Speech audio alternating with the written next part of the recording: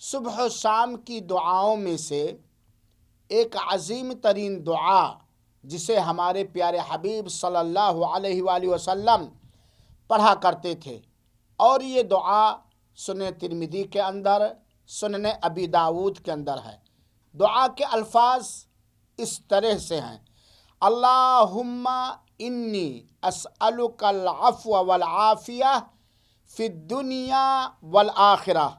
اللہم انی اسألک العفو والعافیہ فی دینی و دنیای و مالی و اہلی۔ اللہم استر عوراتی و آمن روعاتی۔ اللہم احفظنی من بین یدی ومن خلفی وعن یمینی وعن شمالی ومن فوقی وأعوذ بعظمتک ان اغتال من تحتی۔ اللہ کے رسول اکرم صلی اللہ علیہ وسلم اس دعا کو صبح میں بھی پڑھتے تھے اور شام میں بھی پڑھتے تھے، اور اس دعا کا مختصر سا مفہوم سمجھنے کی کوشش کریں۔ دعا میں ہے: اللہم انی اسألک العفو والعافیہ فی الدنیا والآخرہ۔ اے اللہ، میں تیرے ذریعہ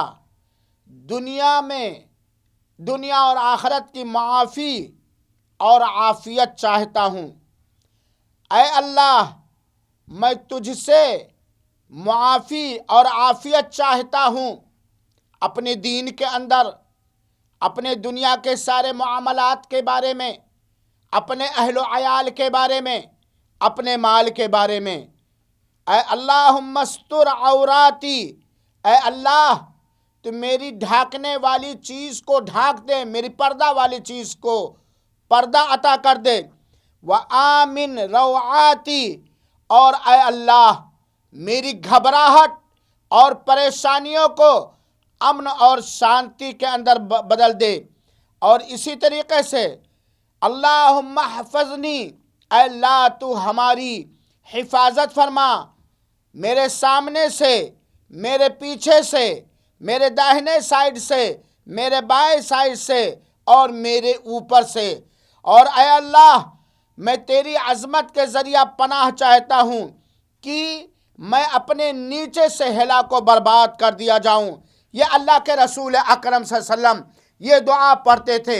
آج موجودہ حالات میں ہندوستان کے اندر جو ہمارے اور آپ کے اوپر ظالموں کی جانب سے پریشانیاں آ رہی ہیں، اللہ ان کے ناپاک مقصد میں انہیں ناکامی عطا فرمائے۔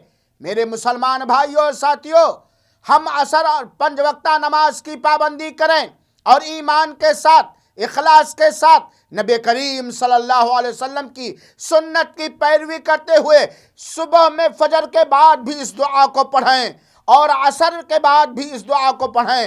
انشاءاللہ العزیز ہمارے اوپر جو سنکٹوں کے بادل چھائے ہوئے ہیں، انشاءاللہ یہ پریشانیاں امن و سکون میں بدل جائے گی۔ اللہ ہمیں عافیت عطا کرے گا، اللہ ہمیں حفاظت عطا کرے گا، اللہ ہماری بچاؤ فرمائے گا، اور ظالم کو اس کے ظلم کے ساتھ ہلاک و برباد کر دے گا۔ لہذا میرے مسلمان بھائیوں، میری ماں اور بہنوں، اس دعا کو یاد کر لو، اور ہمیشہ فجر کے بعد اور عصر کے بعد اس دعا کو ضرور پڑھتے رہو۔ اللہ تعالی ہمیں یاد کرا دے اور پڑھنے کی توفیق عطا فرما دے۔